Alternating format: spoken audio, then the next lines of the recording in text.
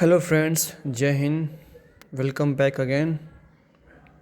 Happy Makar Sankranti to all of you. Let's start our today chapter.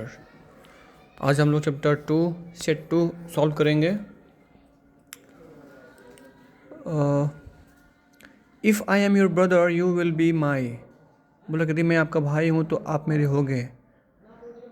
तो of course यदि कोई किसी का भाई है तो वो जो है उसका भाई भी हो सकता है और सिस्टर भी हो सकता है ना.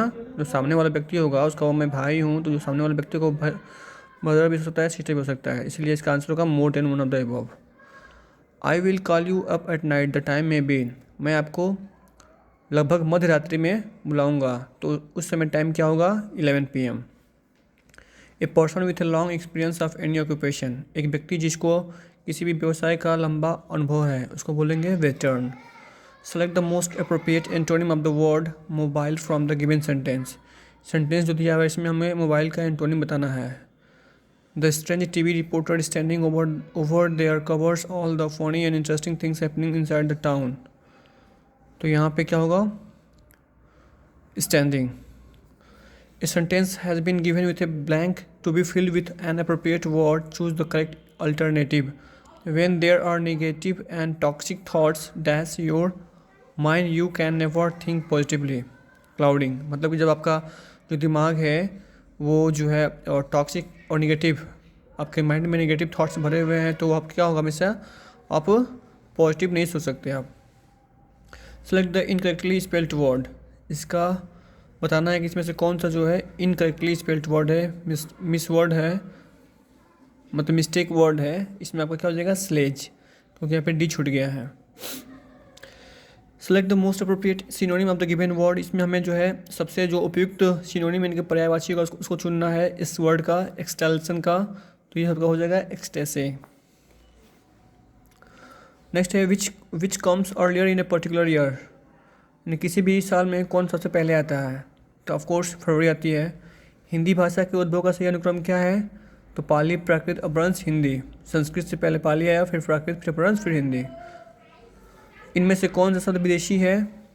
तो विदेशी कौन सा शब्द है आपका महल भी है और निवास भी है, इसीलिए एक से अधिक.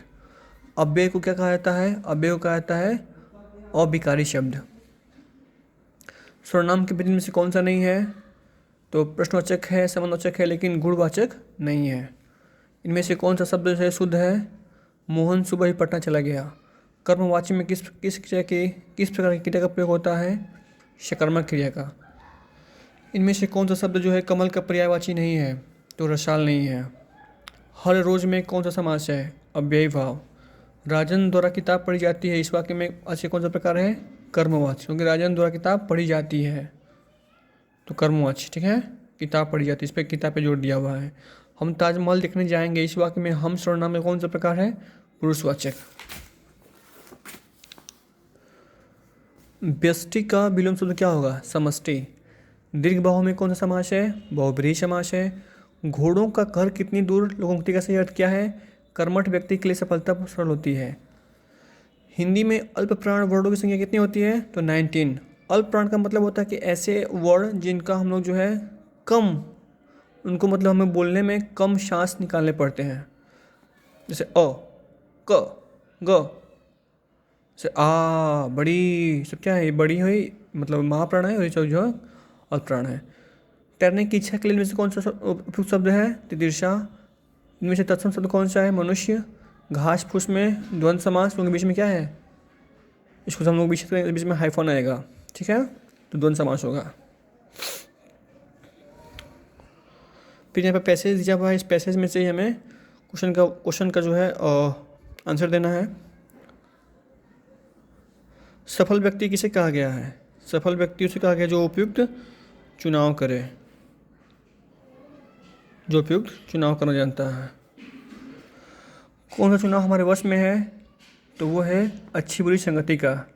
अच्छी बुरी संगति का चुनाव करना हमारे बस में, हमारे हाथ में है. हम चाहें तो अच्छे दोस्त और बुरे दोस्त बना सकते हैं, ये हमारे हाथ में है. सबसे महत्वपूर्ण चुनाव कौन सा है अच्छी बुरी संगति का.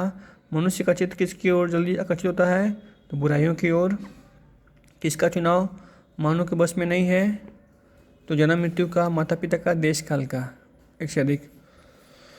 कर्क रेखा इनमें से किस राज्य होकर नहीं गुजरती है? तो मणिपुर, ये क्वेश्चन में बताया था पहले भी। मित्र पर गमछा झाड़ के हिसाब से मित्र यानी कि मिजोरम, त्रिपुरा, प से पश्चिम बंगाल, र से राजस्थान, ग से गुजरात, म से फिर मिजोरम, गमछा छा छत्तीसगढ़, झारखंड। तो इसमें क्या है?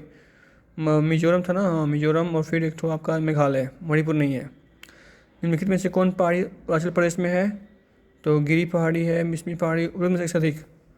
निम्न में से कौन गंगा के बाएं तट पर मिलने वाली गंगा की सहायक नदी है? कोसी नदी।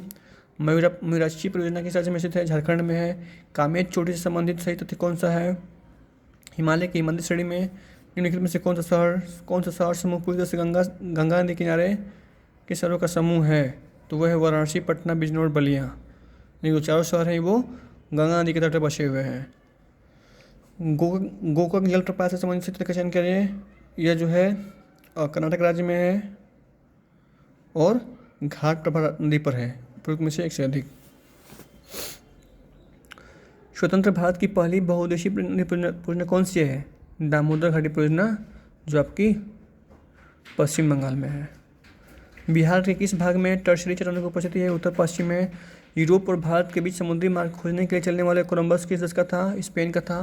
किस वर्ष डचों ने पुर्तगालियों से श्रीलंका को जीत लिया था? 1658 में। लॉर्ड कर्जन ने बंगाल को 2 भागों में बांटने का आदेश कब जारी किया था? 19 जुलाई 1950 को। साइमन आयोग में कितने मेंबर थे? 7। मुस्लिम लीग ने किस तिथि को प्रत्यक्ष कार्रवाई दिवस मनाने का ऐलान किया था? 16 अगस्त 1946। इस दिन बहुत सारे हिंदुओं का कत्लेआम हुआ था। किस एक्ट से भारत का गवर्नर जनरल पद अधिनियमित किया गया था? Charter act 1833। किस भारतीय को नवजागरण का अग्रदूत कहा गया है? तो वो थे आपके राजा राम मोहन राय, जो इसमें नहीं है, इसलिए इसमें से कोई नहीं। दादा भाई नौरोजी कब भारतीय राष्ट्रीय कांग्रेस के अध्यक्ष बने थे? इसमें ऑप्शन नहीं है, इसलिए कोई नहीं। सॉरी, हाँ इसमें कोई नहीं है। अच्छा सॉरी, वो बने थे 2 बार। 47 में, 47 का देखते हैं। 47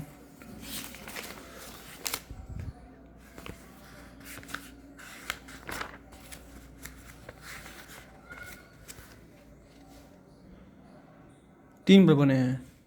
86, 93, 6, इसलिए इससे अधिक होगा। भारतीय संविधान के किस अनुच्छेद में यह अपेक्षा की गई है कि राज्य की लोकसेवाओं में न्यायपालिका को कार्यपालिका से पृथक करने के लिए राज्य कदम उठाएगा? अनुच्छेद 50 में। भारत का महान्यायवादी का कार्यकाल कितने वर्ष का होता है? तो ये फिक्स नहीं है, क्योंकि ये जो है प्रेसिडेंट के कृपा दृष्टि के ऊपर डिपेंड करता है। जब चाहे वो तब इनको निकाल सकते हैं प्रेसिडेंट। भारत में अनवरत योजना की शुरुआत किस वर्ष की गई थी? 1978 में। और आगे आपका मैथ है। तो आज के लिए इतना ही। थैंक यू, जय हिंद।